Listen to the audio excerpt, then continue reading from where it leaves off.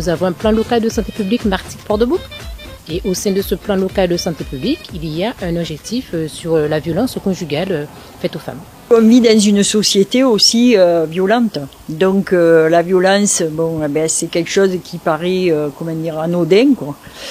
Et ça part, moi je pense que cette violence, elle part de très jeune. C'est-à-dire que c'est tout début dans l'enfance qu'il faut justement parler de l'égalité homme-femme, du respect entre les garçons et les filles. Quand la justice, elle interviendra si la personne souhaite la faire intervenir. Cette décision ne lui appartient qu'à elle et à personne d'autre. Donc à un moment donné de leur parcours, elles seront peut-être obligées de faire appel à la justice, à ce moment-là elles le feront.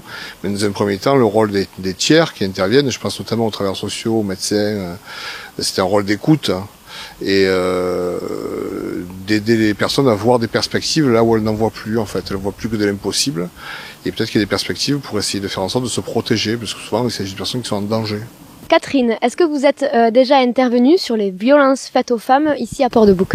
Oui, je suis intervenue à plusieurs reprises, par une exposition de femmes solidaires, déjà par un spectacle et aussi par des ateliers maintenant que je fais sur le centre social Mandela. C'est par le rire que les choses passent. Là, je vais faire des choses qui les font beaucoup rire et qui donc du coup est beaucoup d'humanité.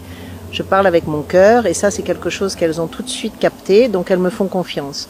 Donc je peux avancer sur des tas de problématiques qui sont véritablement des problématiques de maltraitance, de harcèlement, de violence. Et est-ce que ça marche? Est-ce qu'elles reviennent? Est-ce que oui.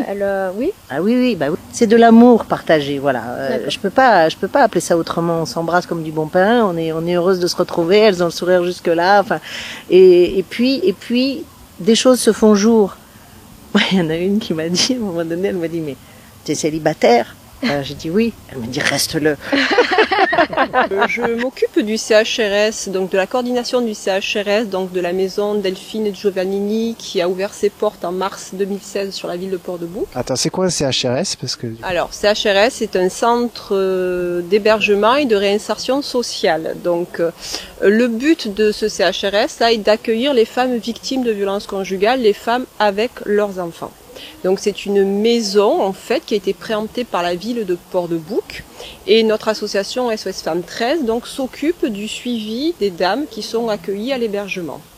Et pour aller voir SOS Femmes 13, on va où alors quand on habite à Port-de-Bouc ou pas loin? Alors c'est très bien parce que en parallèle de mon travail de coordinatrice du CHRS, j'assure les permanences d'écoute sur la maison des services au public. Le mercredi matin entre 9h et midi, c'est-à-dire qu'en général les femmes passent par moi quand elles ont besoin d'une information, d'un soutien psychologique, que ce soit dans le domaine du judiciaire, du juridique, d'un accompagnement psychologique ou simplement quand elles se posent des questions à savoir est-ce que je suis victime de violence, est-ce que ce que je vis c'est normal, qu'est-ce que je dois faire pour m'en sortir, est-ce que j'ai des solutions qui s'offrent à moi, etc.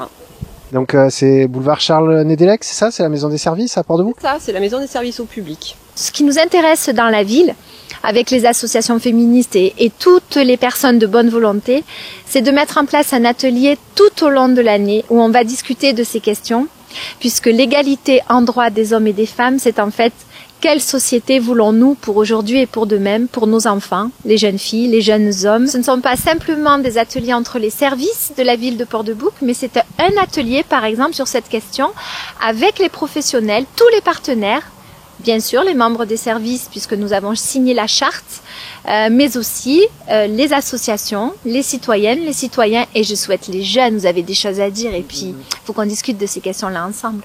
Cet été, Femmes Solidaires, elle a pris l'initiative de faire une campagne tout l'été sur les plages, sur les quand il y a eu l'Euro, les stades. On a fait à l'envers, c'est les Femmes Solidaires qui ont été harcelées les garçons, les jeunes.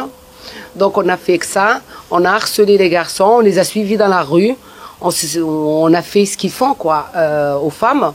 Et là, ils ont été choqués et après, on leur a expliqué, vous voyez comme vous avez été choqués, et ça fait pareil pour les femmes. Ça, c'est l'action Femmes Solidaires. Hein. Après, je ne sais pas si happening ou pas happening, c'est Femmes Solidaires.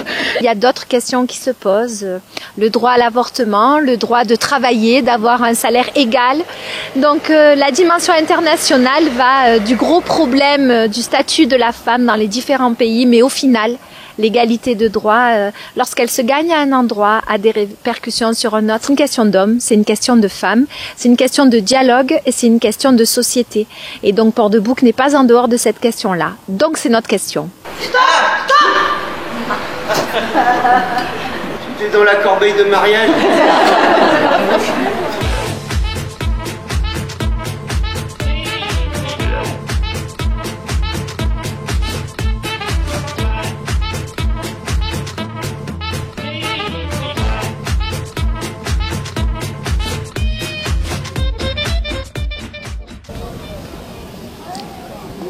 Un mauvais souvenir, enfin, que j'ai pas vécu moi personnellement, mais raconté par ma mère et mes oncles et tantes qui ont vécu une enfance très difficile, voilà. Avec leur père, leur mère était battue et avec un père qui était inspecteur de police, donc c'était très difficile d'arriver à faire bouger les choses, surtout à l'époque. Voilà, quand ils allaient se plaindre ou on leur disait il lui a rien cassé, donc voilà, donc ils ont toujours été battus, eux, les enfants et leur mère. Ça restait dans la famille et il fallait pas que ça sorte, quoi. Voilà. Ça touche à l'intimité, en fait, ça se passe dans la maison, ça se passe souvent dans les couples, donc du coup on n'en parle pas. Alors vous venez d'Algérie, vous êtes nouvelle à Port-de-Bouc, ça fait longtemps que vous y êtes? Ça fait 2 ans, violence de femme, ouais, parce que moi aussi j'étais victime de ça. J'ai divorcé maintenant. C'est un homme sur 10 bat sa compagne ou est auteur de violence sur sa compagne. Aujourd'hui, c'est des tracts en ville, sur le marché. Et je suppose que les filles se sont déplacées. Enfin voilà, on distribue ça. On distribue les petits rubans blancs. Voilà, c'est une symbolique. C'est toujours utile, c'est toujours, surtout dans une ville comme la nôtre où toutes les communautés peuvent se rencontrer, donc c'est toujours utile d'avoir une journée comme ça, de rassembler un peu du monde sur le Cours Landrivon, profiter du marché aussi. Aujourd'hui, comme on fait ça tous les 25 novembre, ce sont des roses et des fleurs, selon la saison et selon ce qu'on trouve, qu'on jette sur le canal en hommage à toutes les victimes de violences dans le monde. Elle n'est pas seule. Moi, je pense que c'est très important que la personne puisse savoir qu'elle n'est pas seule, qu'elle peut être aidée et qu'elle est une victime d'abord.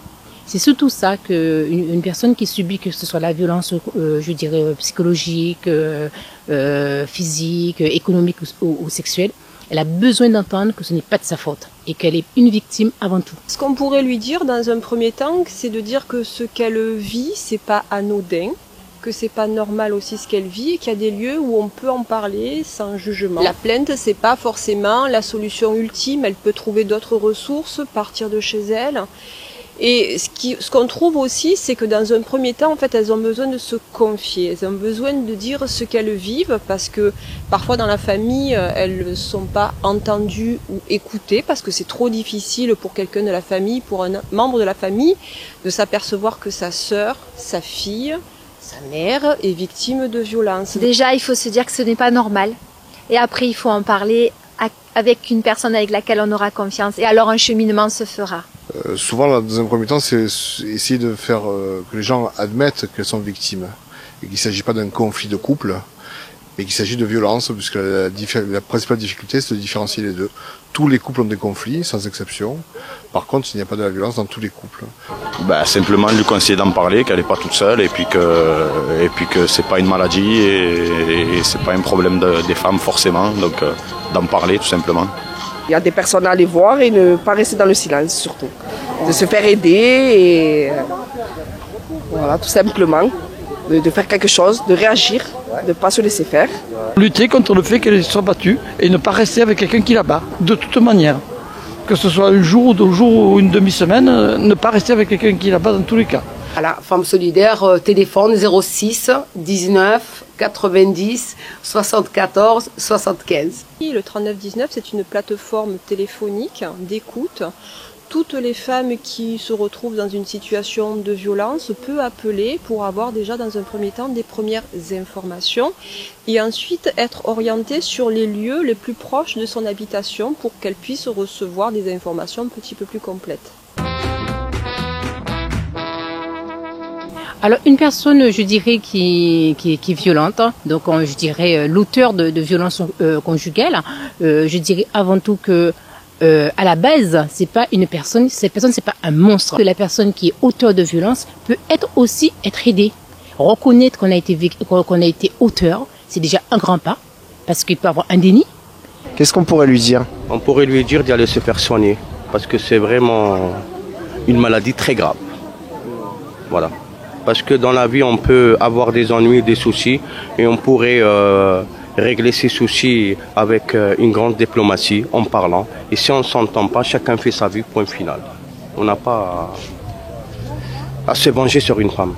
En général, les auteurs, ils reconnaissent pas leurs actes, leurs violences, tout ça. Ben, que ça se fait pas, tout simplement, hein. Pas plus, pas moins. De se respecter lui-même, il respectera les autres, et puis tout simplement, pas plus, pas moins, j'y dirais rien même. À partir du moment où il y a de la violence, c'est un délit. Donc c'était important de rappeler la loi, de rappeler que c'est interdit par la loi. Non, c'est pas bien. Ouais, dire qu'effectivement, ça tombe sous le coup de la loi, que la violence conjugale, c'est aussi bien de la violence physique, dans ce qu'on voit le plus, mais c'est aussi de la violence psychologique, morale, financière, administrative, voire même sexuelle. Que si on tombe sous le coup de la loi, on risque jusqu'à 5 ans d'emprisonnement et 75 000 € d'amende. Que les procureurs et les parquets sont de plus en plus vigilants pour faire appliquer la loi.